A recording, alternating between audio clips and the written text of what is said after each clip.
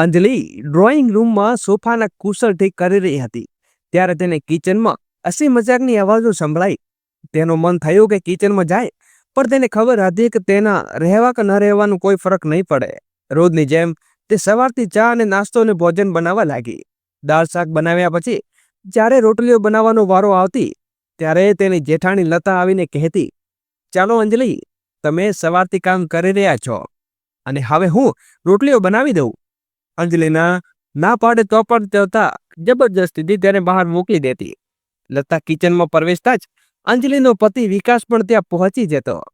અંજલિ કિચનમાં બેકામ ઊભી રહીને શું કરે, એટલે તે શાંતિથી બહાર આવીને બીજા કામ પૂરા કરવા લાગતી અથવા સ્નાન કરવા જતી. જો તે કિચનમાં ઊભી પણ રહે તો પણ લતા અને વિકાસ અસલી નસ્યાન મજાકને જોઈને તેનું માથું ગુમાવી જતું. તેને લતા ઉપર ગુસ્સો આવતો. માની લેવું કે વિકાસ તેનો દેવર હતો, પણ હવે તે અંજલિનો પતિ હતો. શું કોઈ સ્ત્રી પોતાના દેવર સાથે આવા હાસ્ય મજાક કરવો યોગ્ય છે? જ્યારે અંજલિ આ વિષય ઉપર વિકાસની સાથે વાત કરતી તો તે ઉલટા અંજલિને દોષી ઠેરવતો. કહેતો, અંજલિની વિચારધારા ખરાબ છે અને તે બિનજરૂરી શંકા કરી રહી છે. લગ્નને 1 વર્ષ થઈ ગયું હતું અને આ 1 વર્ષમાં લતા વિશે અનેક વખત ઝઘડો થઈ ચૂક્યો હતો. દર વખતે વિકાસ અંજલિને જ સંકુચિત વિચારધારો ધરાવતી કહેતો. લતા નજીકના શહેરમાં તેના માતા પિતાના ઘરે રહેતી, કારણ કે તેનો પતિ વિકાસનો મોટો ભાઈ બેંગ્લોરમાં નોકરી કરતો.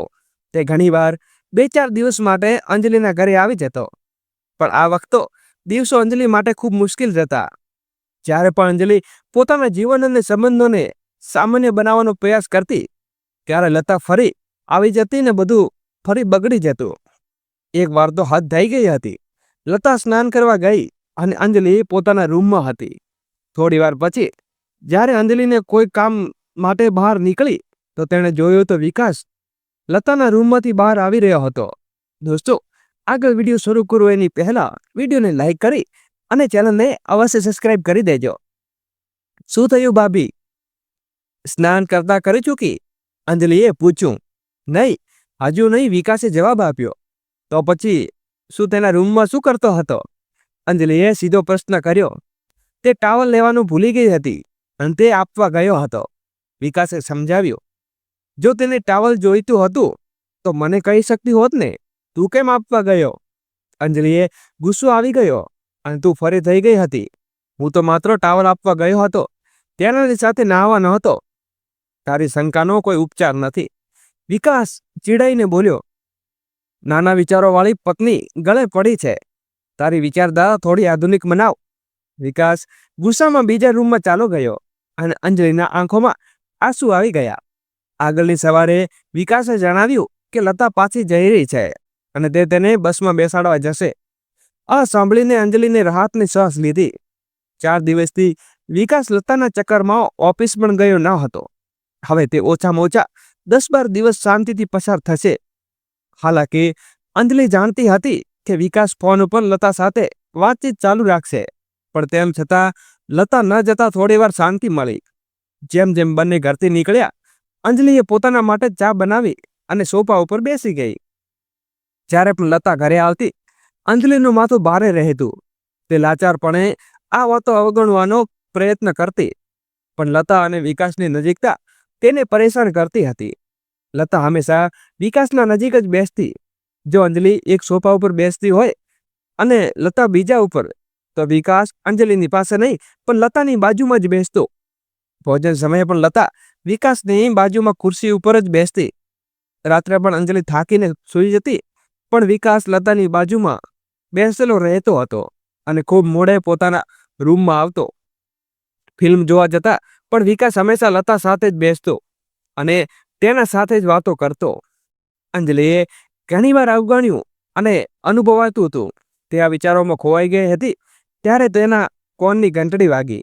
હેલો, અંજલિએ કોલ રિસીવ કરી. હેલો ભાભી, નમસ્તે, હું આનંદ બોલી રહ્યો છું. વિકાસ આજે ઓફિસ ગયો ન હતો, પણ તેની એક બહુ જરૂરી મીટિંગ હતી. આનંદ, જે વિકાસની ઓફિસમાં કામ કરતો હતો અને તેનો સારો મિત્ર હતો, તેણે ઘણીવાર ફોન કર્યા પણ વિકાસે ફોન ઉઠાવ્યો નહીં. આનંદે ચિંતા થઈ. એટલે તેણે અંજલિને ફોન કર્યો. ભાભી, વિકાસ આજે ઓફિસે આવ્યો નથી. તેણે ફોન પણ લાગતો નથી. બધું ઠીક છે ને? આનંદમાં અવાજમાં ચિંતા હતી. અંજલિ ચોંકી ગઈ. શું? પણ મેં તો તેને સવારે 9 વાગે ઓફિસ માટે નીકળી ગયો હતો. ના ભાભી, આજે વિકાસ ઓફિસે આવ્યો જ નથી, આનંદે કહ્યું અને ફોન મૂકી દીધો. અંજલિએ ચિંતા થવા લાગી. આખરે વિકાસ ક્યાં ગયો? બપોરના 2 વાગી ગયા હતા. તેણે પણ વિકાસને કોલ કર્યો, પણ તેને ફોન ઉઠાવ્યો નહીં. અંજલિને ભય લાગવા લાગ્યો હતો. ક્યારે કોઈ દુર્ઘટના તો નથી થઈ ને? પછી તેણે પોતાની વિચારો ઉપર ગભરાટ થઈ અને વિચારો દૂર કર્યા. તેણે લતાને ફોન કર્યો, પણ તેને પણ ફોન ઉઠાવ્યો નહીં. પછી તેને લતાના પિતાને ઘરે ફોન કર્યો. તે ખબર પડી કે લતા હજી પણ ત્યાં પહોંચી નથી. જો તે સવારના 11 વાગ્યાથી બસમાં નીકળી હોત તો 1 વાગ્યા 1:30 વાગ્યા સુધી પહોંચી જઈ હોત. પણ હવે તો 2:30 વાગી ગયા છે. અંજલિએ બેચેન થવા લાગી. તો તેને ક્યારેક વિકાસને ફોનનો ટ્રાય કરતી, તો ક્યારેક લતાનો, તો ક્યારેક આનંદનો. સાંજે 4 વાગે આખરે વિકાસનો ફોન આવ્યો. અંજલિએ ગભરાઈને પૂછ્યું, તું ક્યાં હતો? ઓફિસે કેમ ન ગયો? અને ફોન કેમ ઉઠાવતો ન હતો? પણ વિકાસનો જવાબ સાંભળીને અંજલિને ગુસ્સો આવી ગયો. હકીકતમાં લતાએ બસમાં બેસાડવા ગયો હતો, પણ રસ્તામાં મોલમાં નવી સિરીઝ થયેલી ફિલ્મો પોસ્ટર જોઈને લતાએ ફિલ્મ જોવાનું મન થયું. 12 વાગ્યાનો શો હતો એટલે બંને મોલમાં જ રોકાઈ ગયા અને ફિલ્મ જોવા બેઠા. મોટા અવાજના કારણે વિકાસના ફોનની રિંગ પણ સાંભળી શકી ન હતી. પછી લતાએ બસમાં બેસાડ્યા પછી જ્યારે તેણે મિસ કોલ જોયા ત્યારે પાછો ફોન કર્યો. દોસ્તો, આગળ વિડીયોને શરૂ કરું એની પહેલાં વિડીયોને લાઇક કરી અને ચેનલને સબસ્ક્રાઇબ અવશ્ય કરી દેજો અને કોમેન્ટ બોક્સમાં તમારી રાહ જરૂરથી જણાવી દેજો. અંજલિ ખૂબ ગુસ્સે થઈ ગઈ. તેણે વિકાસની આખી વાત સાંભળ્યા વગર ફોન મૂકી દીધો.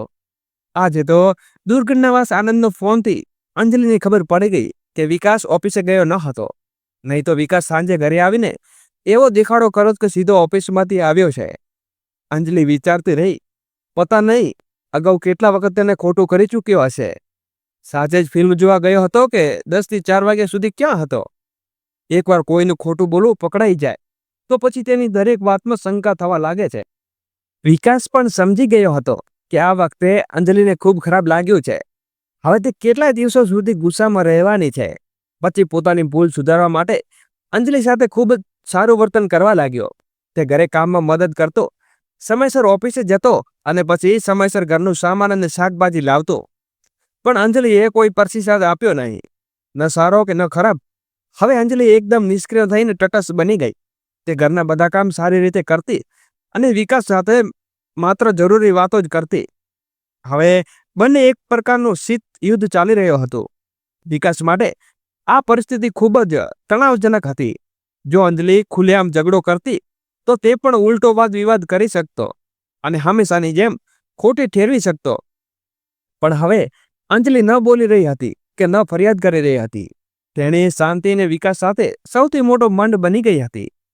વિશ્વાસઘાત અને અપરાધની ભાવના માટે વિકાસ અંદરથી ખૂબ જ તણાવ અનુભવી રહ્યો હતો. 2-3 વખત તેને અંજલિ સાથે વાત કરવાની કોશિશ કરી અને પોતાનું નિવેદન આપવા પ્રયાસ કર્યો, પણ અંજલિએ કોઈ પ્રતિક્રિયા આપી નહીં અને તેણે અવગણ્યો. 10-12 દિવસ પસાર થઈ ગયા. એક દિવસ અચાનક કોઈનું સામાન રાખવામાં અવાજ સાંભળીને વિકાસ દરવાજો ખોલ્યો તો જોયું કે સામે ફ્લેટમાં મજૂરોની સામાન રાખી રહ્યા હતા. સાંજે તે ઓફિસમાંથી પરત ફર્યો ત્યારે જોયું તો ફ્લેટનો દરવાજો બંધ હતો. ચા પીતી વખતે તેણે અંજલિને પૂછ્યું, સામે રહેવા આવ્યું છે? અંજલિએ કહ્યું, કોઈ કુટુંબ નથી, પણ એક છોકરો રહેવા આવ્યો છે. તેના શહેરમાં નોકરી મળી છે તો તે આ ફ્લેટમાં ભાડે લઈ લીધો છે. વિકાસે વિચાર્યું, જો કોઈ પરિવાર હોત તો અંજલિને સાથ આપત. એકલા છોકરાના આવાથી શું ફરક પડે? આગલા દિવસે સવારે વિકાસે અંજલિને કોઈની સાથે વાત કરવાની અવાજ સાંભળી. બહાર નીકળીને જોયું તો સામેનો નવો પડોશી ઊભો હતો. તે ઘરકામ માટે બાઈ વિશે પૂછતો હતો. અંજલિએ કહ્યું કે પોતે બાઈને ત્યાં કામ કરવા માટે મોકલી દેશે અને થોડીવાર પછી તે પાણી ભરવા માટે વાસણ લઈને આવ્યો. વિકાસ જ્યારે ઓફિસે જતો હતો ત્યારે ત્યાં સુધી તે છોકરો, જેનું નામ રોહિત હતું, 4-5 વખત કોઈ કામ માટે અંજલિ પાસે આવી રહ્યો હતો. વિકાસે એક નજરે તેને જોયો લાંબો, ગોરો, ચીટો અને હેન્ડસમ છોકરો હતો. સાંજે જ્યારે વિકાસ ઓફિસમાંથી ઘરે પરત ફરતો ત્યારે તે અંજલિને ચા બનાવી અને રોહિતને પણ ચા આપી પીલાવી હતી. ત્રણે જણે સાથે બેઠા ચા પીધી અને વાતો કરી. વિકાસને રોહિત એક સુંદર સ્વભાવનો અને ભલો છોકરો લાગ્યો. તેણે કહ્યું કે તેનો પરિવાર નજીકના શહેરમાં રહે છે. માતા પિતા, દાદા દાદી અને એક નાની બહેન. રોહિતના ઘરમાં વસ્યા પછી થોડા દિવસોમાં તેનું બધું સામાન ગોઠવાઈ ગયું હતું. આ કામમાં અંજલિએ તેને સંપૂર્ણ મદદ કરી. એક દિવસ જ્યારે વિકાસ ઘેર આવ્યો ત્યારે અંજલિ ઘેર ન હતી. તેણે રોહિતના ઘરે જઈને જોયું તો પણ ત્યાં તાળું લાગેલું હતું.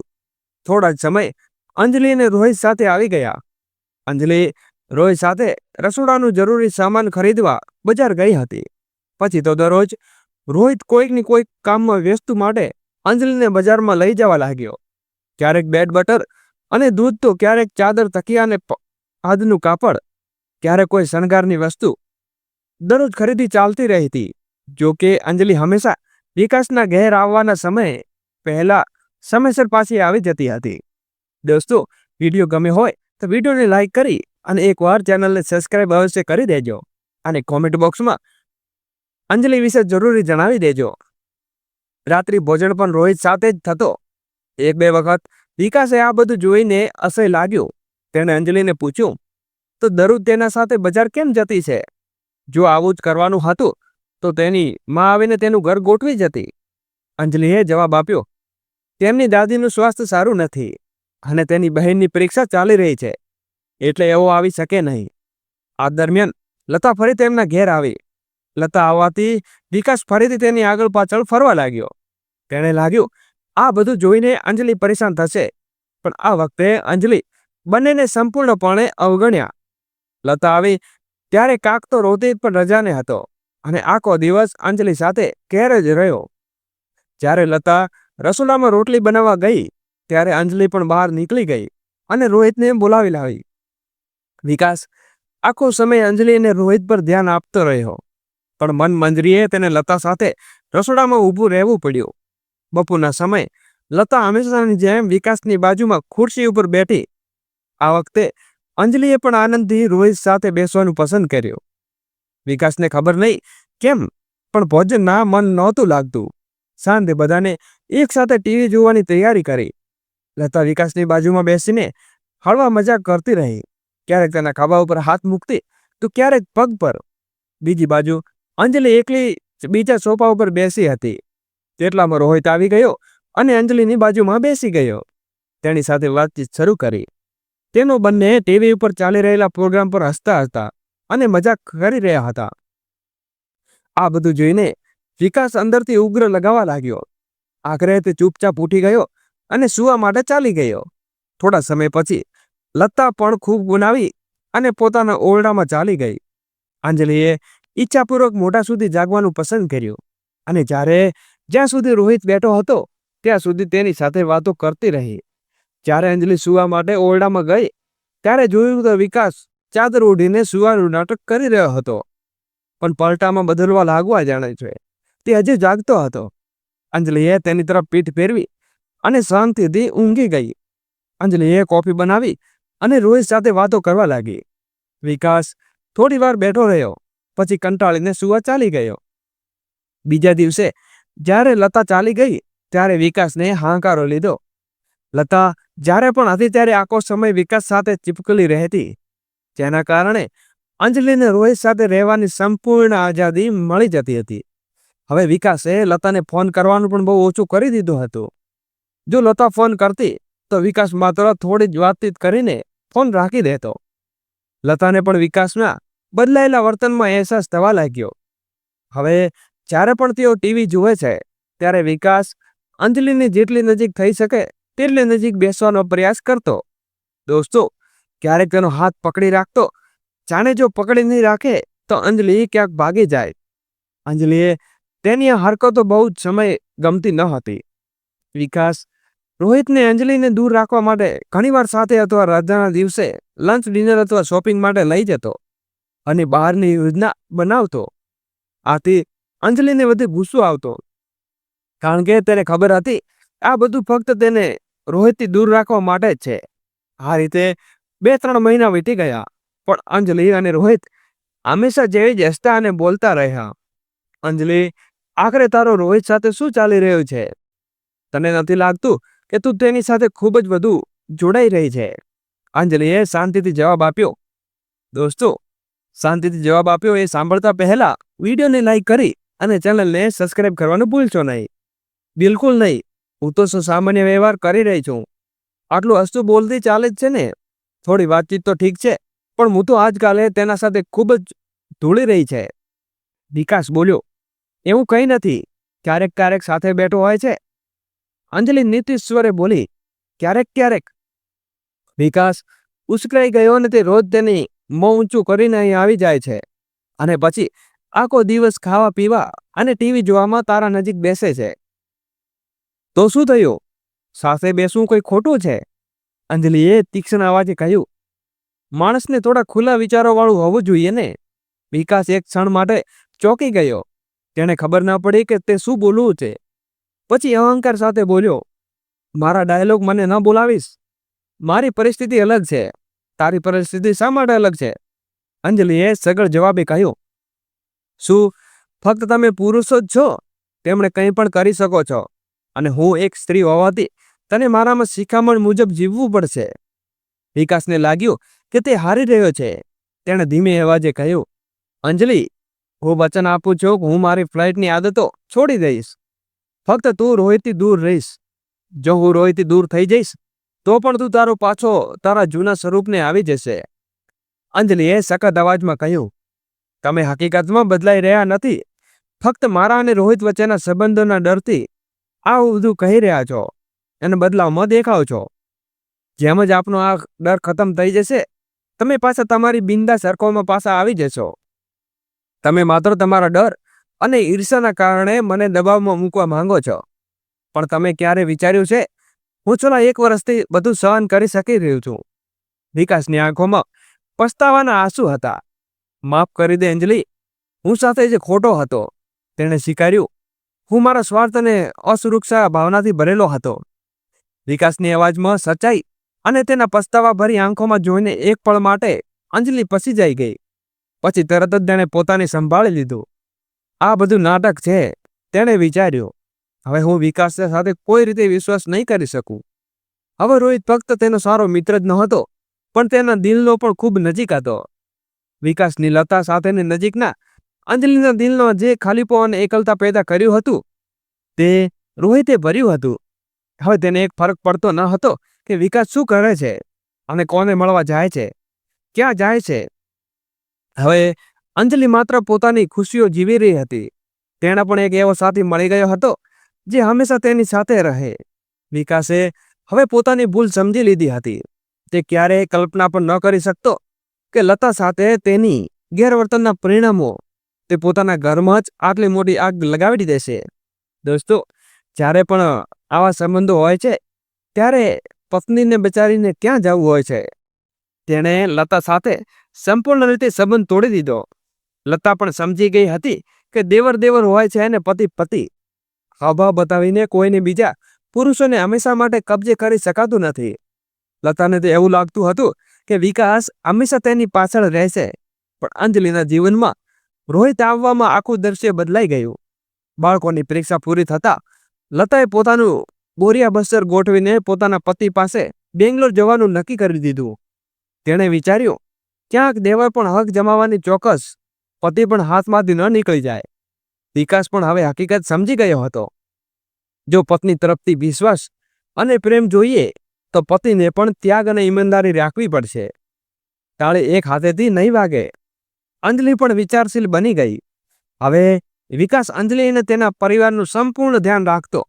તેનું વર્તન હવે કોઈ ઢોંગ ન હતું. તે વાસ્તવમાં બદલાઈ ગયો હતો. લતા પોતાના પતિ પાસે ગઈ અને પોતાનું ઘર બચાવી લીધું. દોસ્તો, અંજલિ દોડાદોડમાં હવે સમજી ગઈ હતી કે રોહિત સાથેના સંબંધ કોઈ ભવિષ્ય નથી. તે એક દિવસ તો આ થવાનું જ હતું. એ વિચારી રહી હતી ત્યારે અંજલિ આ સંબંધમાં કોઈ ઝંઝટ વિના સમાપ્ત થવાના વિચારથી શાંતિ મળી. ચાલો, સારું થયું. આ બહાને રોહિત અને તેની વચ્ચે આપમેળ અંતર આવી જશે. એ તો પણ આ દોહરી જિંદગી કંટાળી ગઈ હતી. હવે વિકાસ પણ સુધરી ગયો હતો અને રોહિતને પણ સમજાઈ ગયું હતું કે એક પરણી સ્ત્રીના પ્રેમમાં ભટકવાની કંઈ પણ પ્રાપ્ત નહીં થવાનું નથી. અંજલિ ફક્ત વિકાસની પત્ની હતી અને તેની સાથે તે ખુશ હતી, કોઈ બીજી સ્ત્રી સાથે નહીં. તેનું જીવન ક્યારેય સુરક્ષિત થવાનું સુખમય થઈ શકશે નહીં. રોહિતને હવે સમજાઈ ગયું હતું કે તે અંજલિના જીવનમાં હંમેશા પરોવ્યો જ રહેશે. તો અંજલિ ફક્ત પરિસ્થિતિઓમાં કારણે તેમાં નજીક આવી હતી અને બીજું કશું નહીં. આ સત્ય સ્વીકારીને રોહિત મોકમ થઈ ગયો. તેણે જોયું તો અંજલિ હવે તેનાથી દૂર થવા લાગી હતી. પોતાના પરિસ્થિતિ સમજીને શાંતિથી પોતાના ઘરે પાછો ફર્યો. આગલા સવારે અંજલિએ ઘરની બધી બારીઓ ખોલી દીધી. ઘણા મહિનાઓથી ઘરનું વાતાવરણ તણાવપૂર્વક અને ઉતકલું હતું, પણ આજે હવા તાજી અને સખત વાતકી હતી. લતા અને રોહિત જે તેમના જીવનમાં અચ્છનીય મહેમાન હતા, તે હવે હંમેશા માટે ચાલ્યા ગયા હતા. અંજલિએ પોતાનું મન અને દિમાગ એકદમ હલકું અને તાજું લાગતું હતું. તે ઘરને નવો સ્પર્શ આપવા અને ગીત ગાઈ રહી હતી. તેનો ખુશ મિજાજને જોઈને વિકાસ હસ્યો અને બોલ્યો, ઘણા દિવસથી તું શોપિંગ નથી કરી, ચાલ આજે હું રજા લઈ શકું છું. મન ભરીને શોપિંગ કરી લે અને ભોજન પણ બહાર કરીશું. અંજલિ ખુશીથી બોલી, સાચે શહેરમાં હેન્ડીક્રાફ્ટ મેળો લાગ્યો છે, ત્યાં લઈ જશો? વિકાસ હસીને બોલ્યો, હા તું કહેશે તો ત્યાં લઈ જઈશ. હવે જલ્દીથી તૈયાર થઈ જા. અંજલિ ભાવુક બનીને તેની સીના સાથે પલટાઈ ગઈને બોલી, ઓહો વિકાસ તું કેટલો સારો છે, બસ હું છું તો એ આપણા પોતાનું મકાન છે. વિકાસે પણ તેને મજબૂતીથી પોતાનો વહાલ છોયો બહાનો લઈ લીધો. મિત્રો, તો તમને આ વાર્તા કેવી લાગી? લાઈક કરવાનું ભૂલશો નહીં અને નવી વાર્તા સાથે ફરી મળીશું. ખૂબ ખૂબ ધન્યવાદ. જય શ્રી કૃષ્ણ. રાધે રાધે.